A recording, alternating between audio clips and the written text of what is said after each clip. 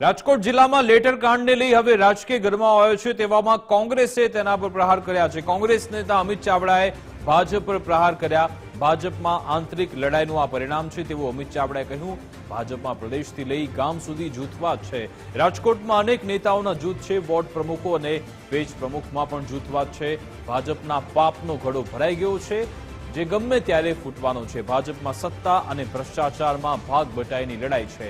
પહેલા અમરેલીમાં અને હવે રાજકોટમાં લેટરકાંડ સામે આવ્યું। સરકાર આ અંગે એફએસએલ તપાસ કરાવે તેવી અમિત ચાવડાએ માંગ કરી છે।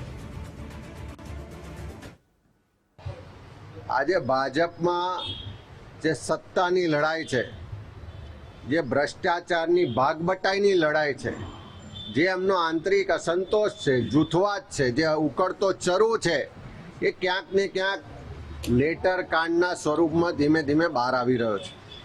પહેલાં આપણે અમરેલીનો લેટર કાંડ જોયો કે ભાજપના જે હોદ્દેદારના લેટર પેડ પર લેટર લખાય છે, ત્યાંના આગેવાનો, ભાજપના ચૂંટાયેલા પ્રતિનિધિઓ કેવી રીતે હપ્તા મેળવે છે, કેવી રીતે સાંઠગાંઠ છે, કેવી રીતે સત્તાનો દુરુપયોગ થઈ રહ્યો છે, એની વિગતવાર એ લેટરમાં માહિતી હતી ને આખો લેટર કાંડ કેવો થયો, કેવી રીતે વિરોધીઓને જેલમાં નાખવામાં આવ્યા, કેવી રીતે એક માસૂમ દીકરીનો વરઘોડો કાઢવામાં આવ્યો, એવું આખા દેશને દુનિયાએ જોયું।